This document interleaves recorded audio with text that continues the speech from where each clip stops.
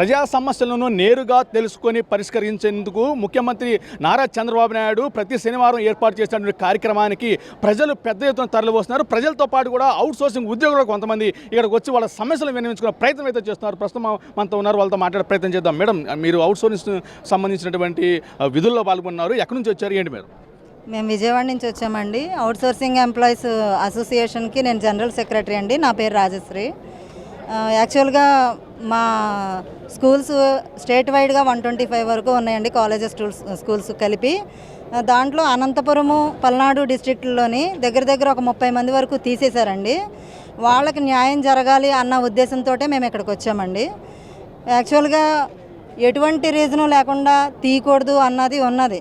ఈ ప్రభుత్వంలో మేము ఎవరికి ఎటువంటి హాని చేయము, మీకు అంతా మంచే చేస్తాము అని చెప్పి అన్నారు కాబట్టి ఆ నమ్మకంతోనే మేము ఉన్నామండి. కానీ ఇప్పుడు సడన్గా ఇంతమంది ఉద్యోగాలు పోగొట్టుకొని రోడ్ల మీదకి వస్తే అందులో కొంతమంది అయితే ఆత్మహత్య కూడా చేసుకుంటామని నాకు ఫోన్ చేయడం జరిగింది. వాళ్ళ బాధను చూడలేక ఇప్పుడు ఈ ప్రాబ్లము ఈ స్కూల్స్ తోటే ఆగదండి, స్టేట్ వైడ్గా అందరి ఇన్ఫర్మేషన్ అయితే తీసుకోవడం జరుగుతుందండి. ప్రతి డిస్ట్రిక్ట్లోనూ ప్రతి ఎంప్లాయీ డీటెయిల్స్ తీసుకుంటున్నారు. రేపు ఏం జరుగుద్దో తెలియని పరిస్థితుల్లో మేము ఉన్నాము, చాలా సందిగ్ధంలో ఉన్నాము, చాలా భయపడుతున్నారు మా ఎంప్లాయీస్ అందరూ కూడాను.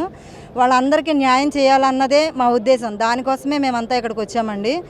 సీఎం గారిని కలిసి ఎలాగైనా వాళ్ళందరికీ మళ్ళీ తిరిగి అపాయింట్మెంట్ ఇప్పించి వాళ్ళ ఉద్యోగాలు వాళ్ళు చేసుకొని వాళ్ళ కుటుంబాలతోటి సంతోషంగా ఉండేలాగా ఏర్పాటు చేయమని అడగడానికి అయితే మేము ఇక్కడికి రావడం జరిగిందండి.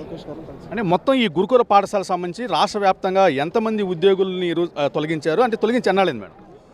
తొలగించడం అయితే ఒక 2 వారాల నుంచే స్టార్ట్ అయిందండి. ఇన్ఫర్మేషన్ అయితే మాత్రం ఒక 2 months నుంచి తీసుకుంటున్నారు.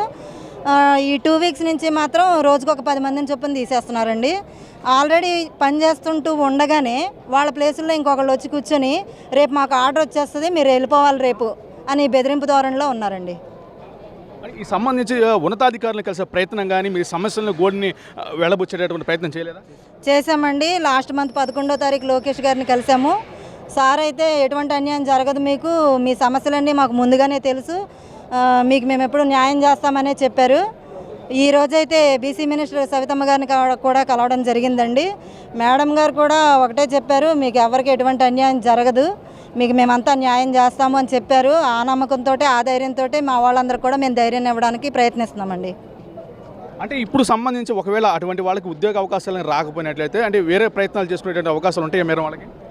ఉంటాయి సార్. ఏదండి వేరే ప్రయత్నాలు అంటే వేరే ఉద్యోగాలా? బయటికి వెళ్ళి ఉద్యోగాలండి. ఈ రోజుల్లో బయటికి వెళ్ళి ఉద్యోగాలు ఎక్కడ దొరుకుతున్నాయి సార్? ఉన్న ఉద్యోగం నిలబెట్టుకోవడమే చాలా కష్టం. బయట ఎక్కడన్నా ఉద్యోగాలు ఉన్నాయా సార్? అసలు ఉద్యోగాలు గవర్నమెంట్ ఎక్కడన్నా కల్పిస్తుందా సార్? అది చాలా కష్టం సార్. దానికోసమే ఈ పోరాటం సార్. బయట ఉద్యోగాలు ఫ్రీగా దొరికేలా ఉంటే దీనికోసం మేము పోరాడాల్సిన అవసరం ఉండదు కదా సార్. దీనికన్నా బెటర్ ఆపర్చునిటీ వస్తే ఎవరైనా వెళ్ళిపోతారు, దీనికోసమే ఉంటారు కదా సార్. అది ఇప్పుడు మీరు ఫైనల్గా అంటే చంద్రబాబు నాయుడు గారికి మీ యొక్క వినపాన్ని ఏ విధంగా వినియోగించదలుచుకున్నారు? గౌరవనీయులైన శ్రీ నారా చంద్రబాబు నాయుడు గారు మన రాష్ట్ర ముఖ్యమంత్రి గారికి విన్నవించుకునేది ఒకటేనండి, మా ఎంప్లాయీస్ని ఎవరిని కూడా ఉద్యోగాల్లో నుంచి తీయకుండా ఏ ప్రభుత్వం వచ్చినా కూడా మా ఉద్యోగాలకి ఎటువంటి ఢోకా లేకుండా మేము ఉద్యోగాల్లోనే కొనసాగేలాగా ఒక జీవో ఇప్పించి ఉద్యోగ భద్రతను కల్పించమనేదే మా లక్ష్యం అండి. దానికోసమే మేము రిక్వెస్ట్ చేసుకోవడానికి వచ్చామండి. థ్యాంక్ యూ అండి.